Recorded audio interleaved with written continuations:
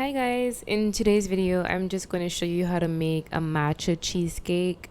I am going to be using 1 tub of cream cheese. I'm using reduced fat cream cheese, and then you're going to just put 1 cup of the monk fruit extract as well as some vanilla extract, and of course 1 tablespoon of the matcha powder.